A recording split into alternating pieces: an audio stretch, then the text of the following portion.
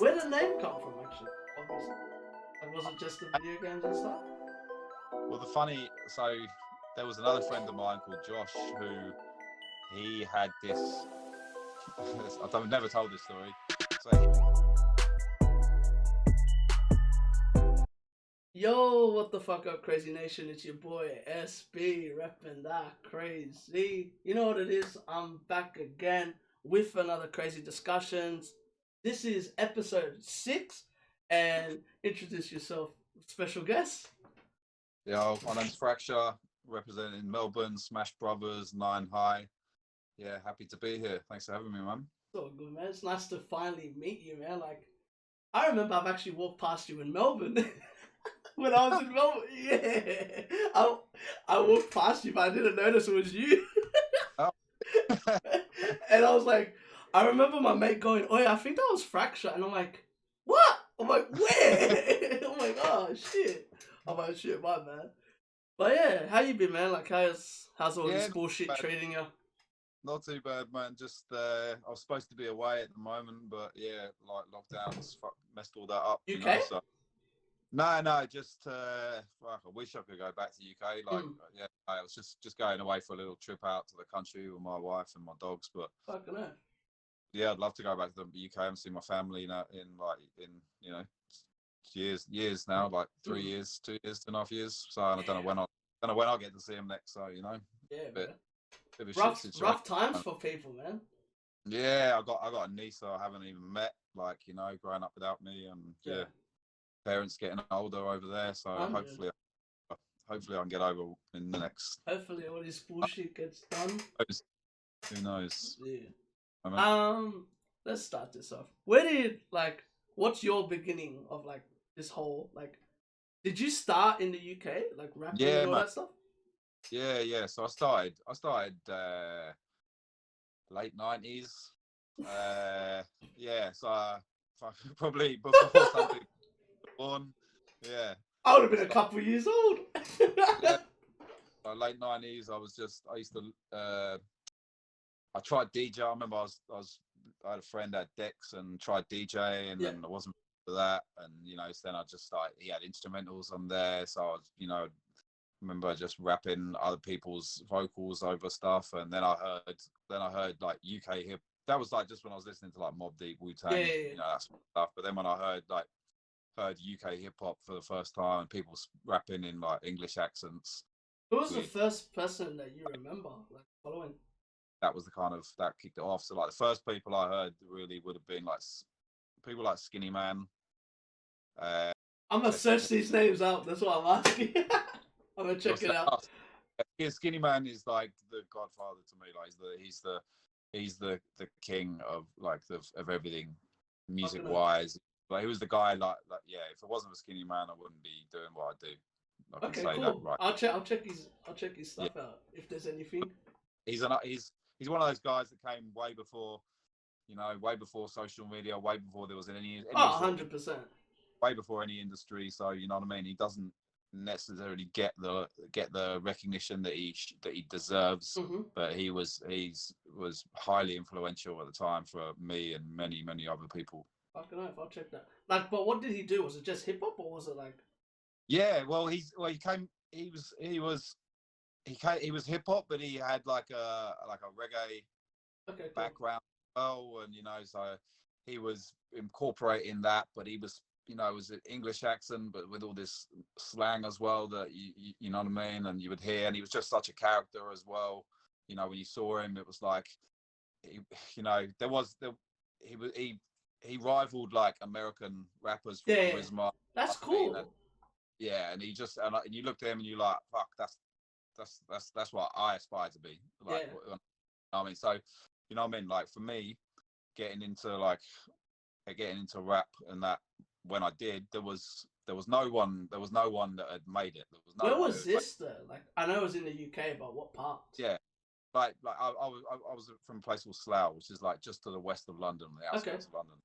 that's So cool. yeah, there was no one had made who was you could look to in England and said they've made money or were like big names. You know what I mean? Yeah. The most you could aspire to be was to be a big name in your underground scene. Mm-hmm. So that's all I could aspire to be. I just wanted to be That's like, sick. you know what I mean? So Yeah. no, so that was what I wanted to be, basically. Yeah, that's awesome. I like that a lot. That's mad. It's Yeah, different, you know. and it's mad now. Now I'm in contact with him. Like now I Oh, can, that's cool. like, well, you know, I can speak to him or whatever. I can message him, or whatever. We chat. You know what I mean? We've Yeah. met numerous times, and he's just he's. You know, sometimes you can meet people that you look up to, and they can be idiots Yeah. or you know what I mean? It ruins everything. But with him, it made everything even more so. Like, you know what I mean? Like, so yeah, he's a legendary person, and yeah, he's someone that I always hold in high regard. I don't know. Who were the Americans as well? Are you saying Mob Deep and who else? Like got you, Yeah, got you like into rap? like everyone was into Mob Deep and Wu Tang. Of course, yeah. Like they were the guys. You know what I mean? Big Pun, Punisher, Oof. Fat You know, I used to love that shit. Yeah, same here. I'm Latin. I'm South American, so like that influenced me a lot. Like I didn't know until I did my research on Big Pun that like Big Pun was like the first like big Latin rapper. Yeah, yeah. Like he got nominated for like what do you call it, Grammys and stuff like that. Like he got nominated for big stuff. He was like one of the first Latino rappers to ever do that. Man.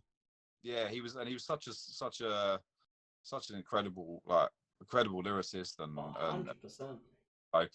so I used to love that stuff. But it was as soon as I discovered there was people that could do that same thing but in English accents and with English slang. 100%. You know what I mean? It was closer to home, man. Yeah, I could identify with it more. You know what I mean? And it just changed everything. You know, people, you know, people like Big P and Scheme as well, and Fallacy. They're like three artists that I would hold up as, you know, people that I listen to a lot. You know what I mean? Anyone you listen to nowadays? Sorry? Anyone you listen to nowadays that like you've been into? Anyone? Sorry, say that again. Anyone? Like, who do I? Yeah, who do you listen to nowadays from those ways? Oh, mate, I pretty much only listen to like UK music. Like, to be honest, it just identifies so much more. Like UK music and dancehall, like dancehall. And I think what kind of like is a big identifier in UK music has been the influence of Jamaican and West Indian influence. You know what I mean? So I think there's a strong connection between a lot of the UK rap and what comes out of the West Indies, like dancehall and stuff. So you know, nowadays, you know, obviously I listen to a hell of a lot of grime. I don't listen to too much drill, not, you know what I mean? So some little bits here and there, you know, but I'm more into just, grime or just, I like Pot of Paper, I like Nines. People who still have that kind of like rap feel to it. You know what I mean? I get you. Like of the drill guys, I like people like someone like Millions. I think he's real sick. Like he's sick. I've been listening to a lot of his music lately. I've been trying to get into the more of the UK scene lately. Yeah. Because I got first introduced to the English scene. I swear it must have been early Chipmunk, like when he was doing like a lot of his commercial music. Yeah, like 10 years ago or so. Yeah, like that was like and that was like 2010. Yeah, it would have been. Yeah, it was around that time, and I remember just hearing his voice. I was like, "Whoa!" I'm like, "This guy is different." And like then I saw like young back then. Yeah, and he was just different. He like stood. For me, he was like one of those rappers that stands out. Yeah, and I was just like, "Oh, okay, he's cool." Came fully from the grime scene, you know. What I mean? There's a different way of spitting. Oh, you know bro, he's insane. Did you hear his new thing with Storm? Going to Storm? Yes, I love it. I love it. Yeah, he slaughtered him really. I love how he reacts, how quickly he's on it. But that's part and parcel of the you know, the grime scene. Like you have to have that kind of spontaneity to, you know, if someone sends you got to send back straight away. 100%. You can't be on end. That's why, you know, just and back in the day, like that was a big part of grime culture, the clashing and sending for each other, and you know what I mean, Chipmunk's been on a lot of wars like that, you know. I don't know about that, but I know I've heard obviously from people talking. Like I never really got into that part of the scene and stuff. So like Yeah, hearing you talk about it, that's even better. Like it gives yeah. me more intrigue. Like what do you But there's reckon are like the top clashes that you reckon I should check out? And I'll give it my uh, gaze. so there's when you're talking a clashing, there's kind of like two sides to it. There's the live face to face clashing, Mm-hmm. like which happens at raves or on radio, and then Yeah. there's clashing where you sending tracks at each other. Yeah, yeah. You know, so sometimes you can have some of the best clashes or best wars. They've never actually clashed face to face. You Face know to what I mean? face, they've been through beefs and stuff like that through audio. Um, I reckon one of the best ones would be Gets versus P Money. Yep. Uh, and then another really sick one would be Wiley versus the Movement, which is what the Movement was a crew of 4 people, like Gets, Scorcher, Devil in a Wretch, and Wiley sent for all of them. And there's Sick. there's there's a if you look up, it's called the War Report. If you Yeah. look up the War Report, it's basically there's about 10, 12 tracks back and forward constantly, and That's yeah, so sick. it used to be like it kind of used to be a thing in the scene. Like you had to clash Wiley to really have a name to like Yeah. almost everyone any new rapper coming through, kind of Wiley would send for them, or there would be an issue, there would be a little war. So Wiley's clashed everyone. So you know what I mean. So he's There's like, not many, he's not many. technically, he's like 50. That's like Yeah, 50 used to do that all the time. like they say, the only person that's really beating him is a guy called Dirty Goods. Mm-hmm.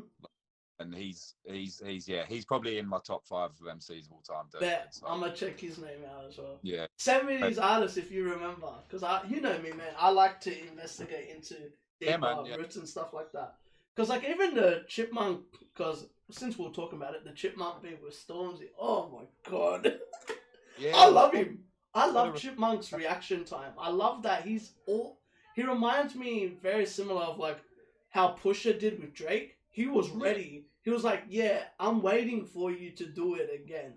You got to take the sting out. You got to take the, if someone said to you, like, if you leave it too long, you know what I mean? You got to take the sting out and put it back on them. Put the pressure back. I just love it. How are you gonna call it clash? You know, clash. Come on, like that was. You know what? I think Stormzy knew that was going to happen. Like it was probably a publicity thing. You know what I mean? He knew he couldn't call it clash and say some of the lines he said in there and not expect a response. Even 10 Commandments, man, that shit was crazy. Oh my, that's one of my favorite diss tracks of all time. Yeah, no, Chipmunk's hard. Like when it comes to clashes, you can't really fuck about with him. Like, he really knows he's always gonna come quicker. He's a very skilled MC. You know? Yeah, like you can tell, like that amazes me because it's like he reminds me of like a lot of the ones that went commercial, but they shouldn't have. Yeah. And like when you hear him rap the way he raps now, you're like, or not like you said, like the grime, like when he raps grime, when he uses his lyrics, you're like, why did you ever go that route? Yeah. Like, I think what it comes down to is probably age as well, and when he was young, he was very young. Yeah. He had opportunity to probably make some money, and probably did. Because I remember the first track I heard of his was Oopsie Daisy with that Esther Ding. Was that her name? Yeah, and a lot, and I was someone who thought when that dropped, I was like, this is shit, and I won't lie, I judged Chipmunk for a long time after that. I was like, this guy's kind of waste. He's like the only like track I remember I really liked of his was it wasn't grime, but he was like using more lyrical. Was a track called Beast. Yeah, it was on it was on that like album. It was on his like debut album, and I heard that and I was like, I'm gonna keep an eye on this guy because he can actually spit. Yeah, it's like he just went a bit commercial because why not? Yeah. Like you said, he was young, the money. There's a lot, labels involved. You know what I mean? He had a chance to work with Chris Brown as well. Like you can't blame me, man. Like. Yeah, like he did what a lot of young people would love to have done. You know what I mean? So I can't really hate on it. Like I didn't like the music, but you can't ever deny his talent and. Especially that he went back to that sound there. But yeah. And for a lot of people kind of weren't. I don't know. A lot of people kind of were like, "No, you can't come back to it." But after what you did, really, but he came back to it so hard that you can't really deny it. You know what I mean? 100%. I Talent, remember just hearing him, and I was just like you said, you just hear it straight away, and you're like, like I see you, like you've got something different about you that makes you like stand out. Yeah. There's been a few artists. Another artist for me that's been like that, who I actually follow a lot now, is JME. Oh, Jamie's incredible. I love him. I love that he can drop the music that he can drop, and he can just go away. Like, he doesn't really care. Like, he cares, but it's like, yo, here's the music you want. Alright, you're not gonna hear from me for like another year. He just goes away, and it's just like, he dropped an album called Integrity, and really and truly, he's probably the guy with the most integrity in the scene. Like, he's never sold out, for want of a better term. Like, he's never done some pop music shit. He's never done some bullshit collaboration with someone just for the money. He's always stuck to his guns from the very start, and he's never made anything but grime. And because of that, he's carved out his own lane. You know what I mean? And got his own like solid fan base where he can do that. No way he can come back. He doesn't need to. You know, he doesn't even have Instagram, like social media. He's so. I love him. He's one of my. The reason I found out of him is obviously because like what got me onto YouTube and stuff was KSI. Like literally, like I feel like a lot of people from our generation, like the technology generation and stuff. He's like one of the main reasons that got. About that guy. That's funny. But yeah, like I know he's a YouTube guy, but I don't know anything about. Well, him. he's made music with Jamie, but it's because they grew up together. Like they're like mates. Like you said, he doesn't really ever sell out. It's like, nah, I'm making music with a friend. Like, come on, bro. And that's how I found out about Jamie, because Jamie wrote like his intro and stuff like that, and like they play video games together and stuff like that. So I was like, oh, interesting. I'm like, who's Well, that's Jamie's always been, so obviously grime has a bit, it's quite a macho, aggressive kind of street music, or whatever. But Jamie has always been from the beginning. He's always been he's always been himself. And like I remember back in like 2005, 6. He was like playing. He would be the video game guy. He was still the video, and like he was like, I love technology. I love that's me. Like he didn't try and be anything he wasn't. Like and that's it's a perfect example of sticking by your guns and not trying to jump on waves and jump on trends. And I remember when I heard him. When I first heard it, I know it wasn't that. I know it wasn't. That's Not Me. I remember hearing him before that. Yeah. But when I heard him on That's Not Me, I was like, rah, like the way he just came in, and it's just like the way that he says Silamies, and like the way he puts his words together. It's like you said, he's so playful with it. And it's like not many people could get away with doing, I think. Well, like I couldn't say the words he says and it come off. 100%. There's some rappers, some people like that they're kind of their charisma is kind of makes what they say 10 times better. Yeah, like I don't know why. Like I remember when I heard him, I was just like, oh, like this guy's fun. And then when you actually see like his personality, that's how he is. Like, he's very fun. Like I mean, and I love watching interviews with Jamie. He's just really. I watched a new one the other day. If you get a chance, there was one with interviewed by ZZ Mills, and it's just full of wisdom, man. Like it's just so refreshing to hear someone speak like that. Yeah, I like it. I like that the English scene has, like, I love that they have their own scene. Yeah. You get what I mean by that? Especially because you're in this scene. Like, I love that I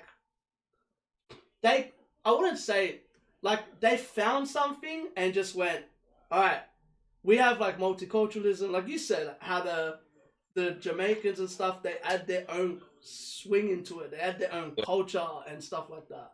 I can't wait for that I can't wait for it to expand here, because especially all the multicultural people that we have in Australia. Yeah. Like I remember a YouTuber messaging me after, I forget who dropped, and he's like, "Oh wow, like you have like black people in Australia." And I'm like, "Yeah." I'm like, "What do you mean?" And he goes, "What?" I'm like, "Bro, I'm natives. Black." I'm like, "They're dark skinned." I'm like, I go, "Don't you know?" And they go, "Nah." And I'm like, "Oh, okay, this is interesting." I go, "I can't." And then I remember when like Kobe D and all that started, like JK47 and all that started to make music, and I was like, "Wait, check these guys out! Like they told a story." Well, it's just England gets the same from Americans. Americans are surprised that there's black people in England. You know what I mean? It's like they're the only people that have black people. Americans are so you know, I don't know. fucking revolves around them. I was just like, I'm like, nah. I'm like, there's heaps. And he goes, you're fucking with me. I'm like, dude. I go, we have the most ancient out of all of us. We have the oldest generation. Like, what do you mean? It's just funny, man. It's just like you said, it's just that they can't think outside of their box. Growing up for me, like all I knew about Australia was Home and Away Neighbours. Really, like, I mean, I didn't. Well, how old were you when you came here? I knew what Aboriginal people were, but I didn't know. I didn't really have a proper understanding of it. Yeah, of course. I knew was like what you get shown in the tourism adverts or whatever. You know what I mean? So like, I expected Australia to. I expected to move to Melbourne. And I was like moving to Summer Bay. You know, and I thought I was gonna be like down the surf club, and you know what I mean. And yeah. So I didn't know. It happens, man. But how old were you when you moved here? I moved in. Oh, I came when I was like 21, just for like a backpacking for a year, and then moved here permanently like 26. What was it? Was it something that grabbed your attention here? Well, no, I just came. I originally came just for like I said, backpacking. I was like, you know, I was just living in England, just bumming around, kind of not really doing much, working like like in a pub, just doing a lot of partying, not much. Didn't. It was like a lot of people come to Australia. It's you know, as a backpacking thing. Yeah. Someone suggested it. I was like, yeah, I might go and do that. You know, so I just got some brand together and went to Perth and met a few people over there. I came to Melbourne and loved it here and ended up just staying. That's mad. That's cool. Different as well. Yeah, I never thought, if you told me before I came, like, oh, one day you're going to live in Australia, I'd be like, nah, no chance. Yeah, 100%. Now, but were you still doing, like, within those days, were you still doing music or not? Yeah, I was like, it was like the early days of me starting. I wouldn't say I wasn't like doing mad recording. Oh, you were writing still. I was just starting to get into it. You know what I mean? I was kind of, and then Australia kind of like opened my eyes to the fact that I could do music a bit more and take it seriously, I guess. I came over here and I met a few people straight away who were involved in the scene over here. Yeah. And so I got the opportunity to, meet some people. I did my first gig in Australia, for example. Yeah. And then I went back to England and did gigs and stuff. So that's mad. My first ever gig was supporting Bliss and Esso. Wow, what? Back in 2002, New Year's Eve 2002 at the Laundry in Melbourne. Wow, that's sick. And I hadn't ever done a gig, but I told people I had. I'd kind of come like, yeah, I'm a rapper from England, yeah, whatever. Like, you know. How'd that feel when you did your first gig?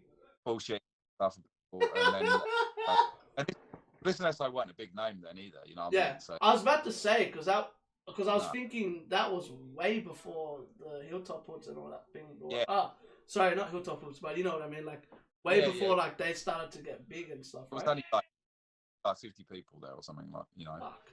That's cool though. You got lucky to meet a few special people in the scene.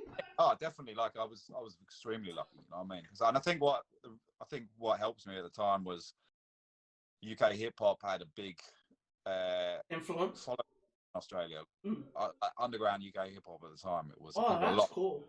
A lot of people were fucking with it. So as soon as they heard my accent, they were like, some people thought I was putting on a fake accent. I was Aussie putting on a fake accent because it was like the in thing at the moment. At the time, hip hop. So it gave me kind of like a good opening to meet people. You know what I mean? That's cool. So how was that though? How was your first gig?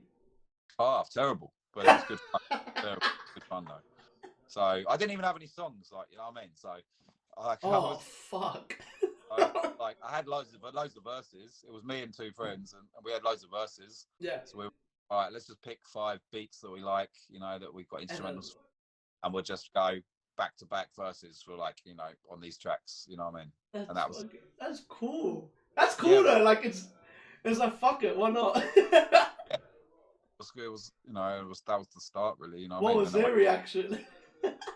people loved it. You know what I mean? We had mad fun, and Yeah. uh, I still speak to Ism from Bliss and Esso these Mm-hmm. days. You know what I mean? Like we're still in contact. He's a sick dude.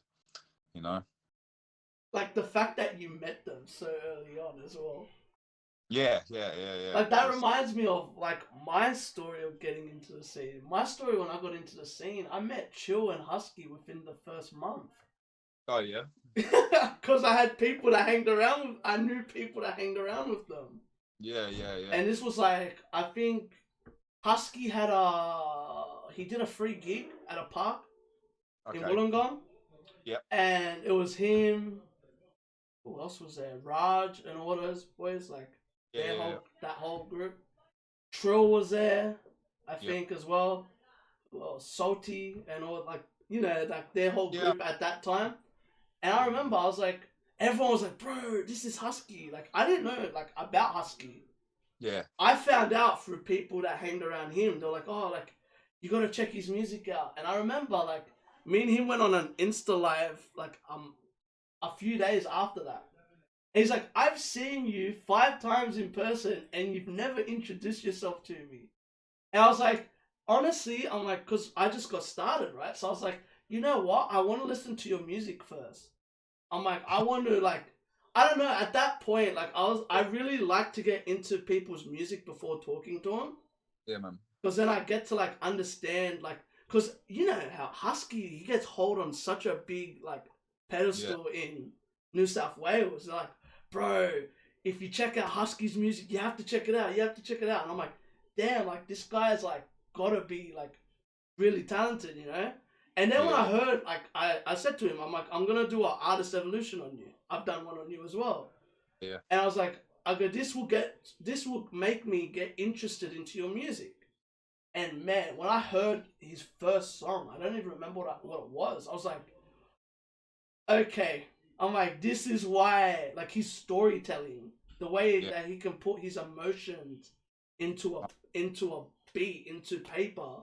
I was like, huh. I'm like, okay, this is why he's so big. Yeah, it's not like that as good as he does. You know, a lot of people it feels forced and contrived. You know what I mean? It feels honest and it feels real, and he's one of those artists that you know how you can hear their pain. Like you know how singers when they sing their like emotional songs, you can hear it. He's like that. He's so like you said, he's so good at portraying that. Like it feels real. It doesn't sound like forced. You know what I mean? It's like it's become almost a bit of a trendy thing to do that whole kind of like 100%. Word sad boy, but that kind of style, especially at that time when he started to do that. And for me, I generally I turn that off when I hear that stuff. You know what I mean? Because it just doesn't do it for me. But like I say, his stuff is it's not contrived at all. You know what I mean? You can feel here genuineness. And what was really cool after that, like after I listened to his music, I saw him a week later at a gig that he performed at, and me and him sat down and spoke for like 4 hours. Oh yeah. And it was like we knew each other because, and he goes, thank you for listening to my music. And I'm like, why? He goes, me and you having the conversation now is so much better than me and you having a conversation 2 months prior. Yeah. You know what I mean? And that's why I like that. That's why, like, even with you, like, I know I've heard your music, so I'm like, okay, I can have a decent conversation with you about that. Yeah.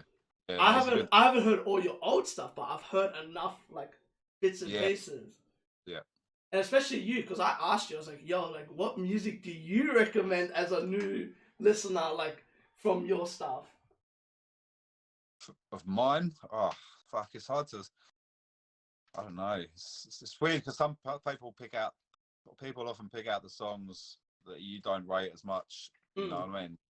So it's crazy, how that works. like, yeah, 20 years of music, so it's a difficult one. Like I was thinking about the other day, for a lot of people like know me from 50/50 or from like, and that from 50/50 onwards.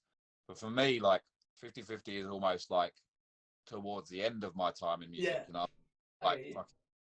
there's 15 years before that, you know what I mean? That before like social media and before there wasn't, you know, and stuff that isn't on YouTube and things like that, you know what I mean? Mm. Things that can't go on Spotify and stuff. So it's a difficult one, man. Yeah, especially because like back in your days and stuff, like you could like sample other people's music and not get in trouble.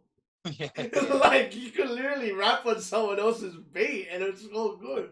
And that's what yeah. you're saying, that you can't post it anywhere either.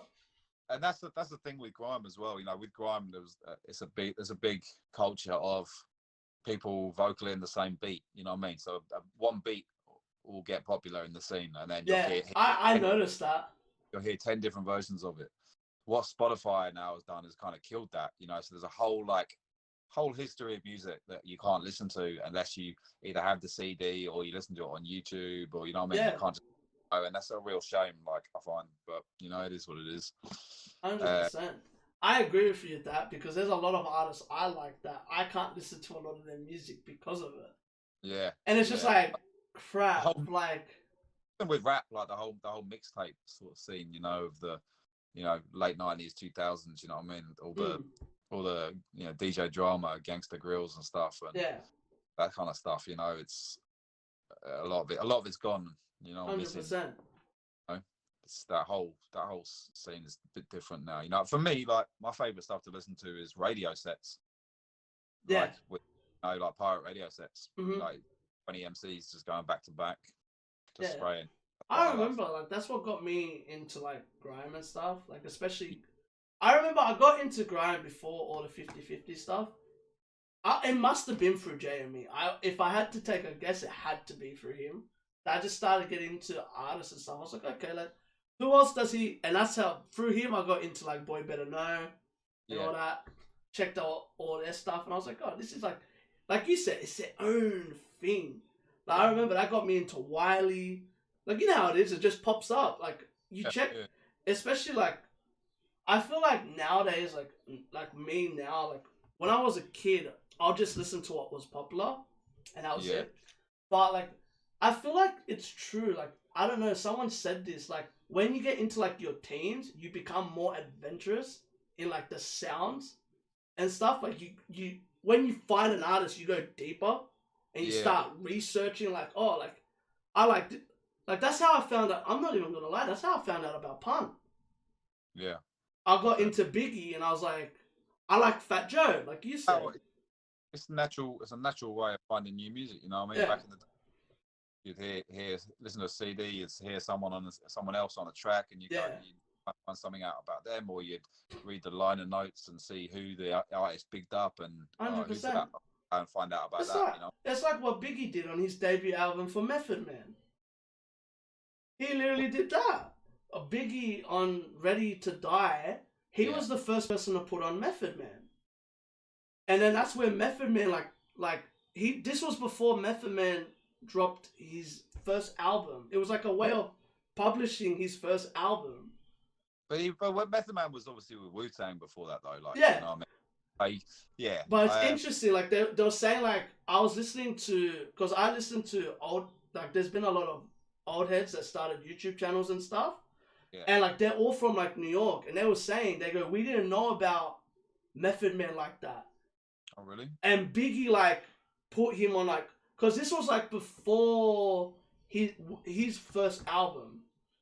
Okay. Like, he kind of, like, they heard about Wu-Tang, but they only heard about Wu-Tang. They didn't hear about, like, each member.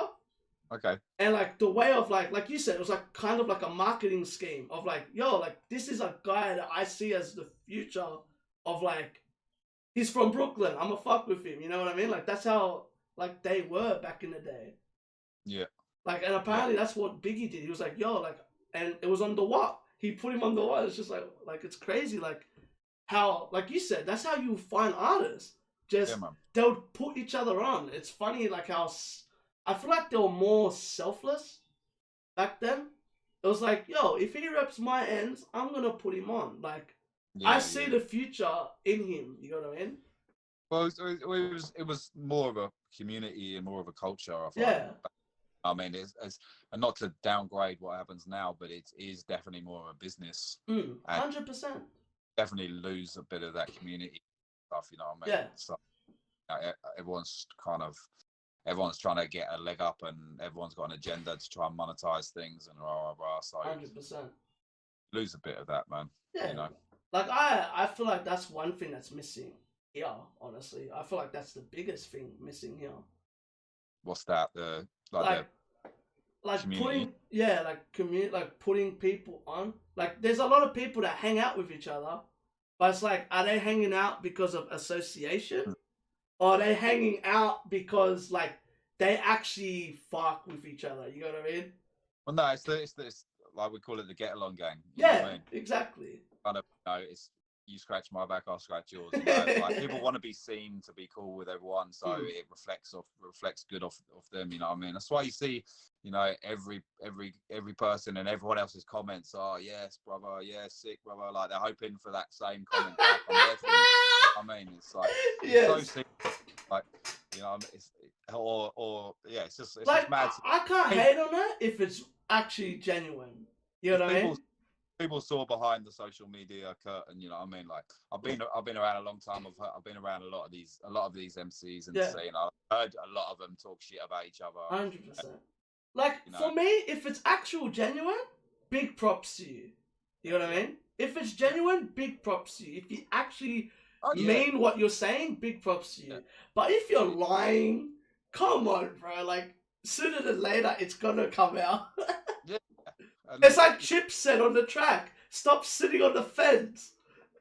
Like I've kind of been, definitely times in the past I've not noticed that or kind of taken people at face value, and then kind of a bit later on down the line you see their true intentions. You know what I mean? 100%. So it's but it is what it is. You got to take people how you find them, and if they turn out to be a dickhead later on, then they turn out to be a dickhead. Honestly, that's what happened to me, man. Like I got into the scene, all that. I started hanging around certain people. If I don't like them, I'm honest with them. I'm like, you know what, like I'd rather be honest. So then, like, if we ever cross paths again, it's not like they confront me. It's just like, yo, like, honestly, I don't really fuck with you that way anymore. Like, I like your music, but you as a person, I don't like it. And it's happened to a few people, honestly. I think as well in this day and age of social media and likes and whatever, it's easy to get gassed up on your own hype. You know what I mean? 100. Get a few hundred likes on something, and you think you're a superstar. And I think people forget sometimes where they come from.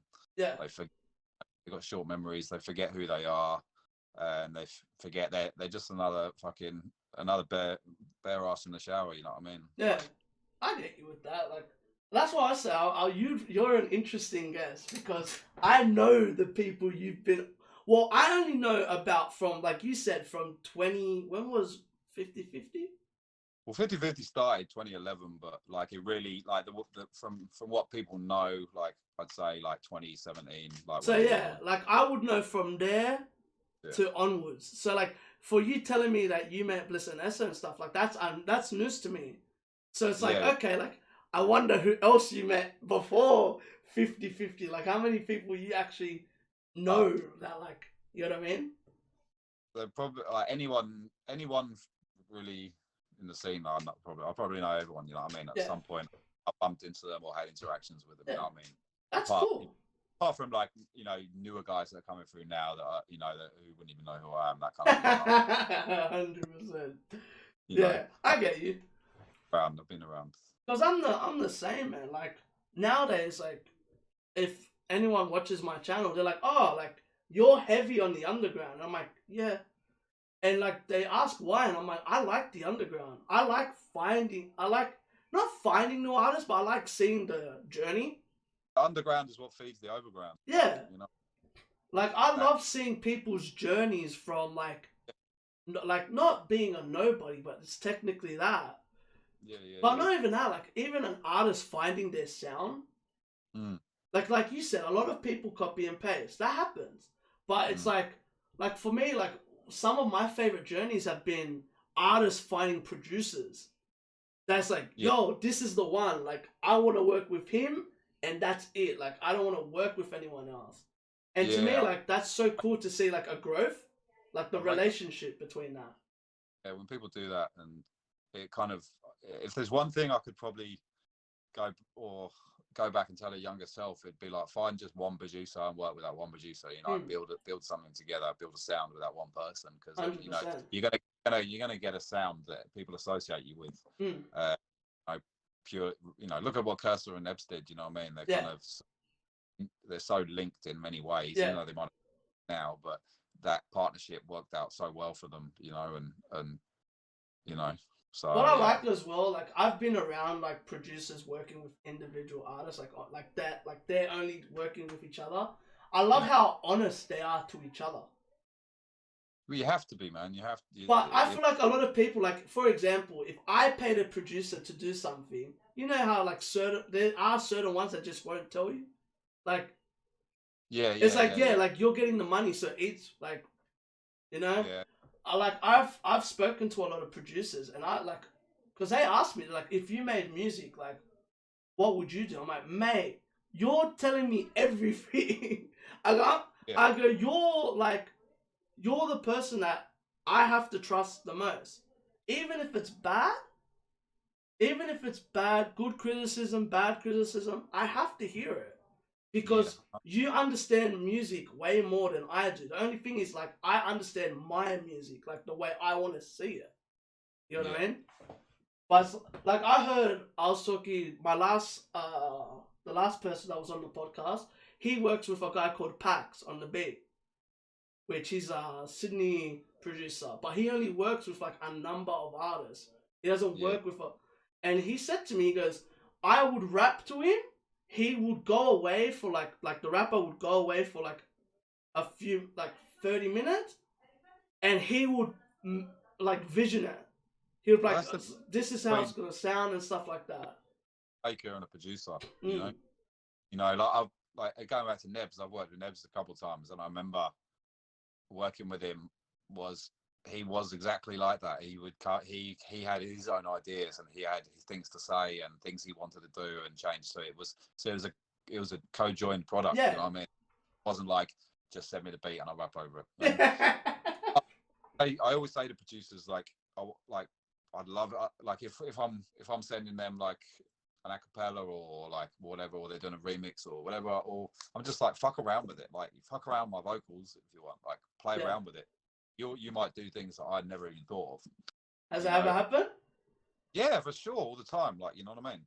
Like I record a lot with Checkmate.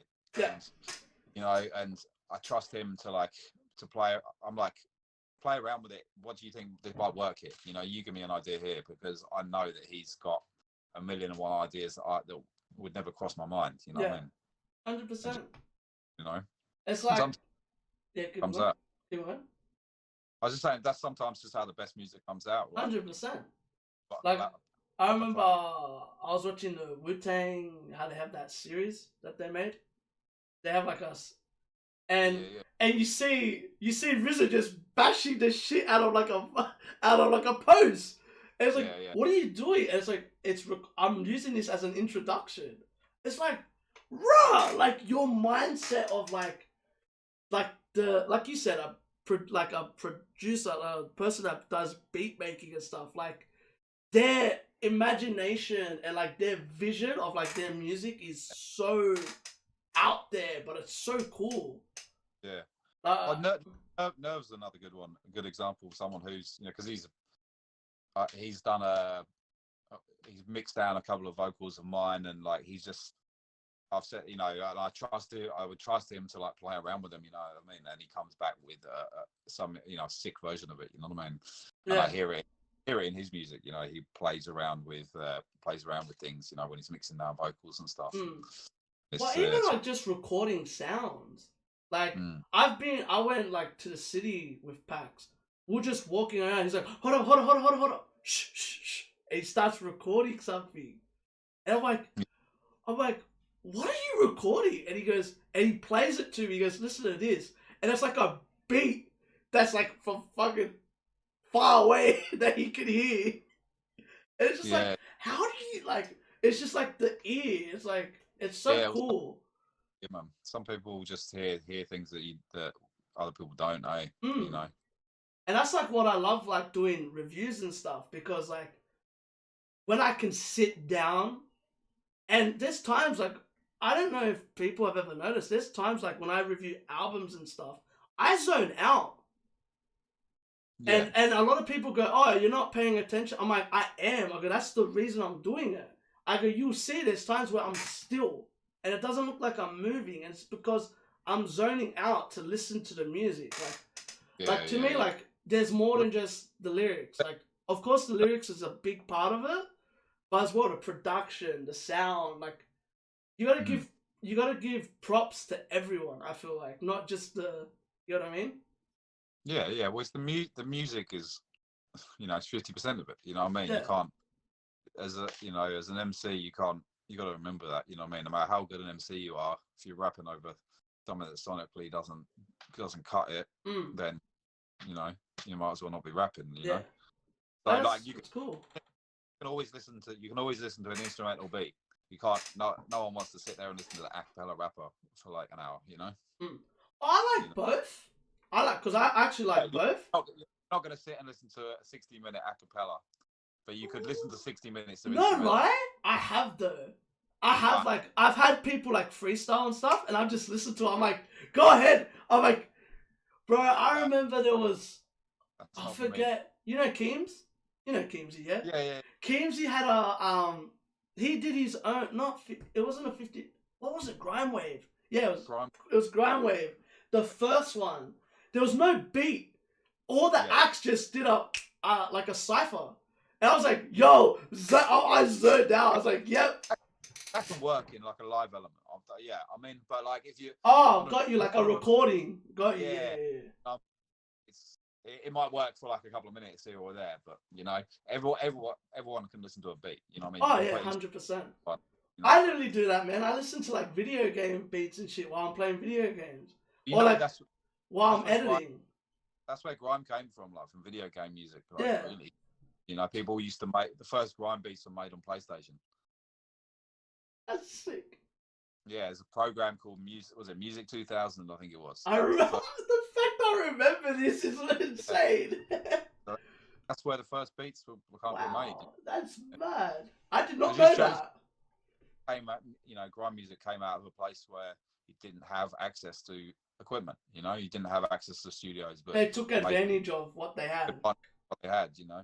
Yeah. I feel like a lot of people don't do that now. Well, it's so easy. It's so easy to make.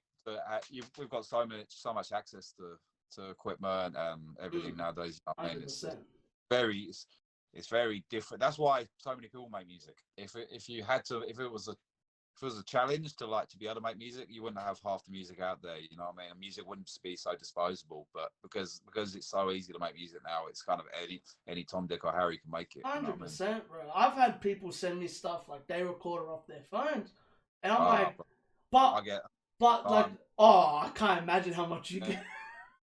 Like I want to hear. I don't want to hear like throwaways. I don't want to hear your practice. Send me your finished product. Like why would I? First impressions count, you know what I mean? Like, of course, 100%. I agree with you with that. I'm glad that I wasn't able to release music like for a long time, because otherwise I would have just put out the first thing I ever recorded. Like you have to perfect what you drop. But yeah, that now, and it's one thing I say to like people. I get people ask me if you got any advice. I'm like, don't put out music till you're ready. It might be 2 years, 3 years, 4 years. Don't just put it out because you can. You know what I mean? Wait until you can put your song next to someone else's song that's already established. Does it stand up? If it doesn't, then go back to the drawing board and wait till you've mastered what you're doing a bit more. 100%, man. It's like me. Like when I started doing recordings and stuff, I didn't drop my first videos. I got comfortable.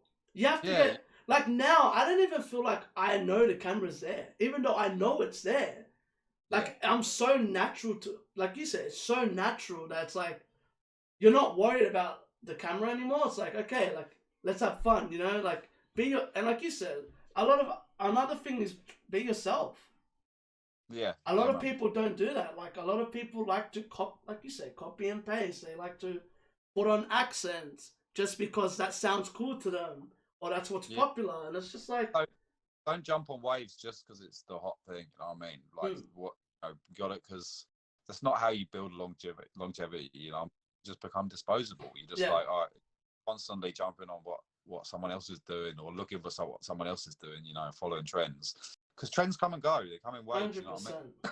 They're like, look, you know, what's cool now could be corny in, like, you know, 12 months. You know, you're just coming out and just trying to jumping on. Like, for example, drill is big right now. But if you just want to, 10 minutes ago you were doing something else, and now you want to come out and act like you're the trapper of the year. Oh, cuz.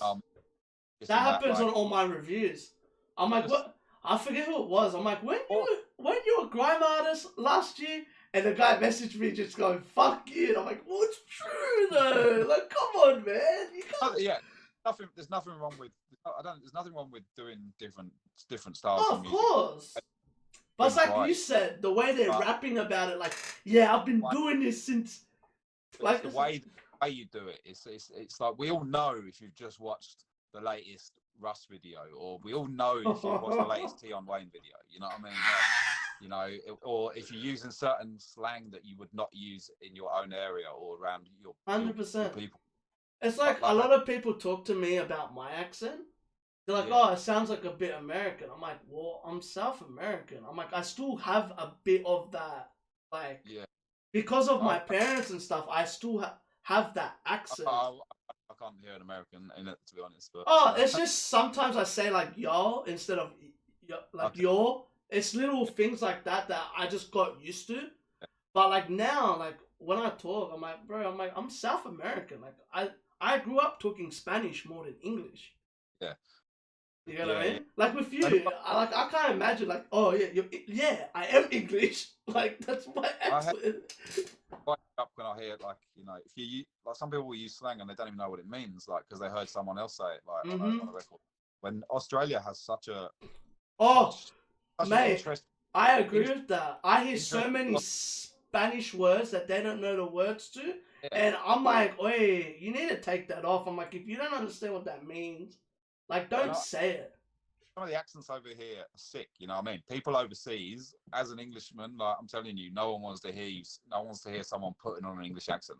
Same as no American wants to hear someone putting on an American accent. They want to hear your accent, the way you speak to your mum. You know what I mean? Like, and you know, like the Islander or poly scene that's coming through at the moment, like, they're killing it because they're doing them. You know what I mean? Oh, 100%. Because I remember when the 1-4 boys, Pistol Pete and Enzo, like, started to blow up, a lot of people were messaging me going, why is their music blowing up? I feel like for me, like, and it's funny because T-Pain said this. T-Pain reacted to 1-4 recently, and he was talking about the drill music, and he was talking about JM's, like, the way that he raps. It's the way that, for me, it's the way he just goes, it's like he punches the beat when he raps. And it's because of his accent, but as well, like, the slang of the West Sydney slang mixed with it's like, it's something that, it just grabs your attention. It's like T-Pain said, he goes, he's the only drill artist, like, I've heard that I like. Yeah. Because, like you said, it's authentic. It's the Polynesian accent with it that sounds so crisp. I forget, wasn't there a Poly that did grime as well? Sure. Oh, Seth. You talking about Seth Topia? Yes. And like, I forget. He's like one of the sickest MCs to ever do grime, like, in this country. I remember hearing his voice. I reacted to it, and you said to me, "You're like, you like it, huh?" And I'm like, "Yeah, this guy's sick." Like he like, I'm smiling now when I think about him. Like, in a cipher, like, he stands head and shoulders over people. It's just so much charisma, like, it's him, like, and it sounds sick, like yeah. So I remember, I think it was the second 50, one of the 50/50s. I remember I reacted to, and you're like, yeah, you should check out more of, like, his freestyles and stuff, because it's like you see him as him. Yeah, I remember hearing him, and I was just like, whoa, I'm like, because I'll be honest, I like the poly accent. I feel like, but when you use it in like a grime and drill, it seems like it's perfect for it. Yeah, man. Yeah, definitely. Like another one, like I know he's English, Artie. Like I don't know Yeah. why. I'm like the first time I heard him, it wasn't even body. When I heard him, I was like, I'm like, who's this kid? He's arrogant, like the arrogance, He's just like cheeky white boy lad, English lad. Like, yeah.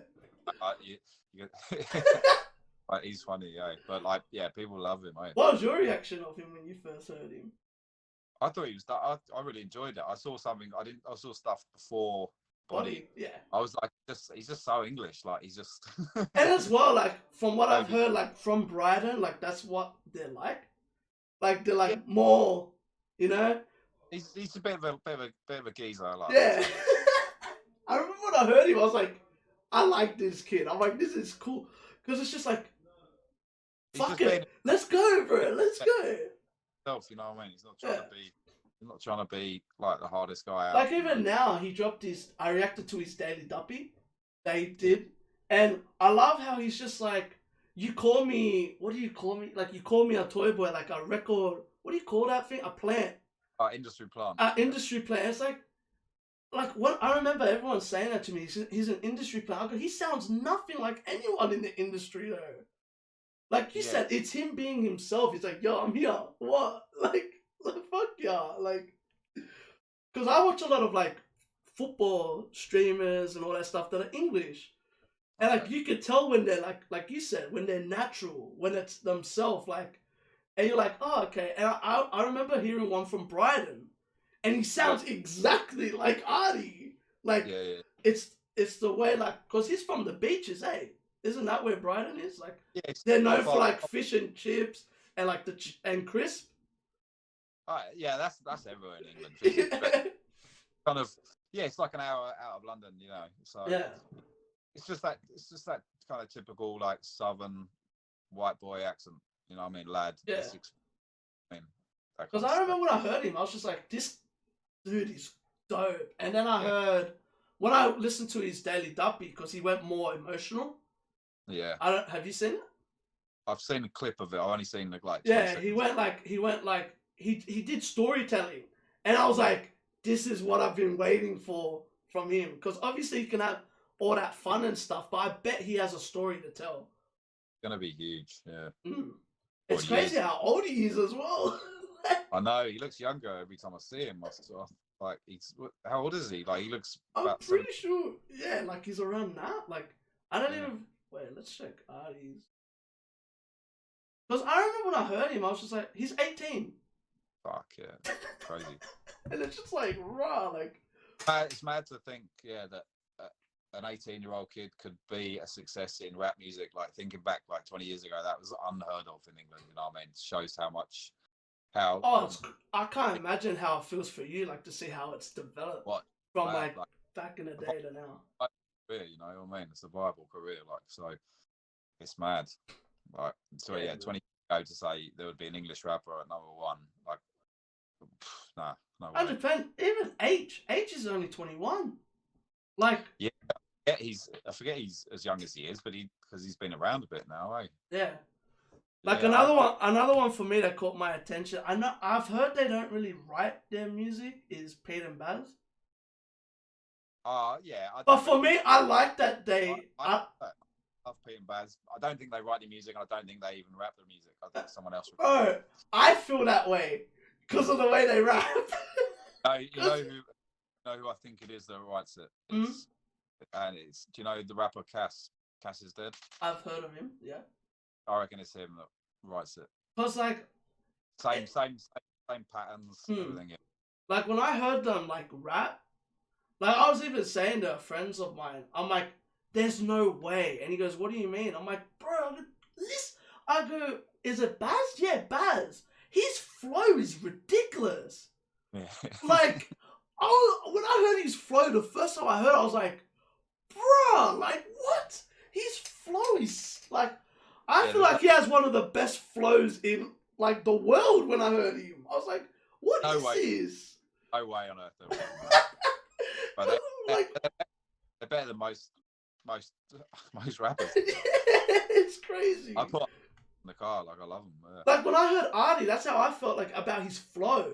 Like it was everything. Like like you said, they perfect their image and everything. They perfected their music and stuff, and went, "Yo, I'm here. Yeah. Like this is the sound that I want to do."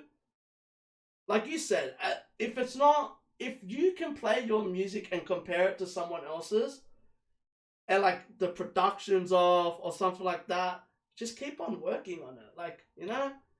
I read that like years and years and years ago. Someone said, put your song on like on a mixtape in between other people's songs, and if it stands out badly, then you know you need to go back to the drawing board. If 100%. play it and no one else don't notice it necessarily as being bad, then you're onto something. 100%. That's actually a good. That's actually a good one. Yeah, because sonically, like a lot of traditionally, like UK hip hop back in the day, didn't stand up to American music. Like sonically, it wasn't as big. Yes, I agree with that. From so what now, I remember, from like what I heard from like back then to now, like it's crazy. Weren't as high, and the same with the Australian hip hop as well. 100%. Australian music is the perfect definition of that as well. Make it bad music. It's just saying, I'm talking if you want to compete on an international level, then it's just like the engineering, like the mixes and stuff like that. Yeah. Because I remember it, like there'll be like mad beats, but the audio of like the artist would be off. Yeah. Because I remember, I wouldn't say it was something like that, but I remember hearing one of Curse's tracks that was very similar like that. But I think it was like early on, like when he's like started and stuff. Because I remember Cursor early on. I don't know why. I just remember hearing about him. Because I think back in the day it was more of word of mouth. Did you ever hear Cursor on Grime? No. There's look up Cursor Fraksha on YouTube. There's an old couple of old tunes with him on Grime, like back in the day, long Fucking time ago. I'm going to do. I'm going to do that. He killed it, man. He killed it. Yeah. Bro, he even has a track with Future. I can't get over that. Yeah. It's mad to see what he's done. Like he's really kind of done his own thing, and to a crazy degree. He's the. And like you said, for as long as he's done it for as well. Blueprint for so many kids, you know what I mean? And so many kids can look to what he's done and aspire to that. For me, that's what amazed me is like how long he's been doing it. Mm. Like a lot of people don't have that. What do you say? Like they would have the catalog, but it wouldn't withstand time. You know what I mean? Well, his fan base is just insane. Like that, there's not many people with a fan base. I feel bad for the people that piss off his fan base. Yeah, people, and people might have, people might be able to have like similar numbers to him, like for 1 year or 2 years, but he's had it consistently for like 10+ years. You know what I mean? Really, you got to take it out. What's crazy is how he can go away. He reminds me of Jamie. He can go away for a year, come back, and he'll still get like you said, he'll still get the same numbers. That fan base, you know what I mean? That hardcore fan base. He'll just go chilling on his boat. I've seen support acts, play before him, and just they can't play because the crowd's just chanting Cursor. Oh my god, I can't even imagine that. Because I've never seen him live. That's one of my goals, to see him live. That'll be interesting.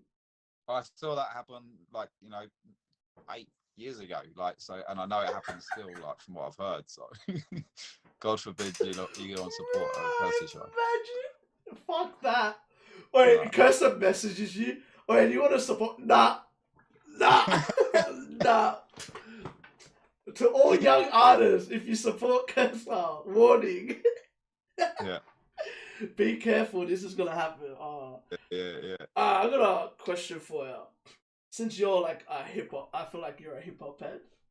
Yeah. What would be, how they do verses nowadays, or like the disco, what would be two artists that you'd put up against each other, for a verses? From anywhere in the world? Either. It's up to you which one you want to answer. I would like to see. I know it's a very vague question, eh? I think, jeez, it'd be good to see Wiley against Skepta or Wiley against Dizzy Rascal. Ooh, I like that. I like that answer. Like mine, the first time I ever answered this, I think mine was MF Doom against Ghostface. Okay. Like, cause I like both sounds, so I was like, it would be interesting to hear like their catalogs clash in a way. Yeah. Yeah. Yeah. Another one was, I think it was, ODB versus Mystical, just because of like their voices. Like Okay. to hear Yeah. their music, like, cause like for me, like I love ODB. Like from the time that I heard his music, like you could tell how like I like certain voices and stuff. Like when I hear, and like for me, like I remember like I had this discussion about with someone else. It was like when you listen to Wu-Tang, it's like you know how they have that discussion, or you have to pick a favorite one. It's like I really can't. Like No. I like everyone. Yeah, it's hard. Like yeah, I couldn't. I Like always need a Ghostface or a Raekwon for me. like for me, it changes. I'm like Ghostface, and then I hear ODB. I'm like, wait, ODB. I'm like, But they all bring something different to the table, and that's what was important. I think, you know what I mean, and that's 100%. what. Yeah, with crews, whatever. I think you got to look at your crew. What is each person bringing to the table? You know, what differentiates each person. You know what I mean? If everyone sounds the same, then it can get boring, and that's what was so exciting about Wu-Tang. They all brought something totally different. There's certain groups that had that. Like, I feel like when I heard Boy Better Know, I felt the same way. Yeah, like, I didn't feel like any of them sound similar. Nah. And then that's why I was just like, cool. I'm like, I remember checking out, like, was it that Piff? I think that's what it was called. That it used to have all the mixtapes and all that stuff. And I remember that's how I found out of Chip. That's how I found out of Boy Better Know. I just like, yeah. I was like, oh, this looks cool. Download. I was like, fuck it. And then I hear it. And I'm like, ooh. I'm like, I found a new artist I'm gonna listen to now. And Boy Better Know confused the shit out of me because I didn't know how many there were until I heard it, and I was like, Like even with Wu-Tang, I remember my brother had to explain to me. He's like, this is like, how many members are there in Wu-Tang? Like, 8, 9. Yeah, like 8 or 9. And he's like, by the way, these are like 8 or 9 rappers. I'm like, okay, cool. And then when I hear it, I'm like, oh, okay. And you straight up, like, I noticed, like, for me, I picked up very quickly on, like, their voices. Yeah. Well, especially ODB, he fucking says his name in, like, almost every song that he raps. RZA as well, he's another one that he'll like, say his name. I just remember hearing him, and I was like, ooh, I'm like, this is cool. And, like, like, if I had to compare, if I had to do a discography, I don't want to do this because it sounds like, I'd like to see, like, Chip and Stormzy. Like, just for fun. Just to hear it. It would be interesting. But this thing, I'd rather I get your point there. I'd rather see them actually clash, like, than yeah. do it. Oh, 100%. That clash would be sick. Yeah. But if I don't know, like, even if I clash, I would love to see JME clash, but he doesn't really do that, right? Only people in grime that kind of, it would be so funny. It would like I don't know how he would diss you. That would be the interesting part. He'd be sick at it. Like, because he's so unique in his own way. Like, it would be interesting to hear him, like the metaphors and all that shit on how he would attack you. But he would like he's very. I don't know. I'm trying to think of a way to say this. Like, it's the clashing kind of thing is so different to like a rap battle, in that he could just say like 2 words and just kind of win the round. You know what I mean? Like, it's, you know, it's kind of very reaction based. Yeah. If you ever get a chance to check out, they're called Lord of the Mics. Yeah, I've heard of that. Yeah. I haven't really checked. I remember checking out a few of them because I remember hearing everyone. You know, everyone brings that up. Like, I remember when Order Graham, like, listening to you, because I remember you used to, like, whenever you were doing those interviews, what were you doing on the last year? Were they Yeah, interviews?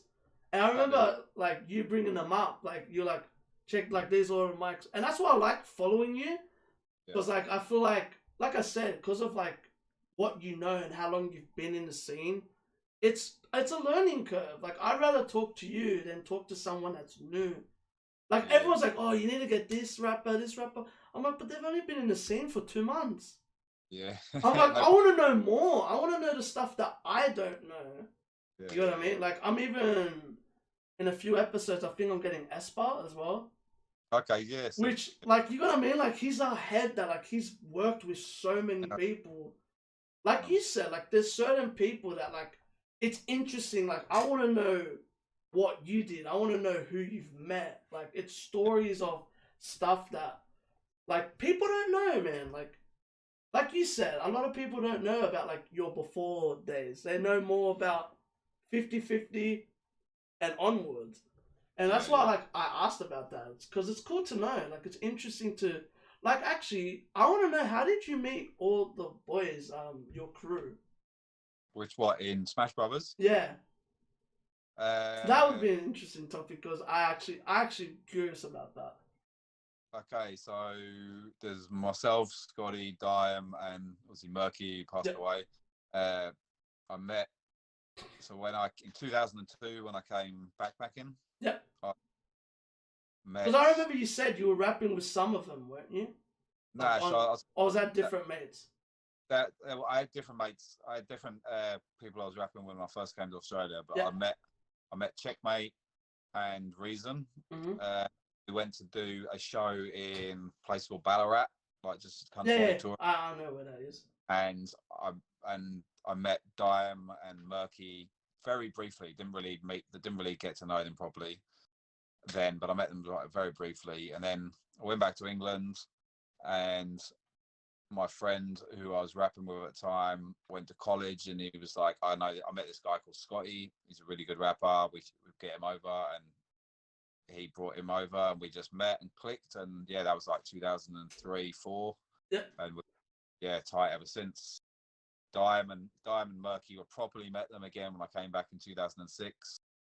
Just through like being fans of grime, like well, just being in the Melbourne scene, like Yeah. Melbourne it was very like community based. Everyone used to go to the same events. We'd go to these events. I'd meet, and I met Dime, and we'd be, he's one of the only people I knew who was into grime.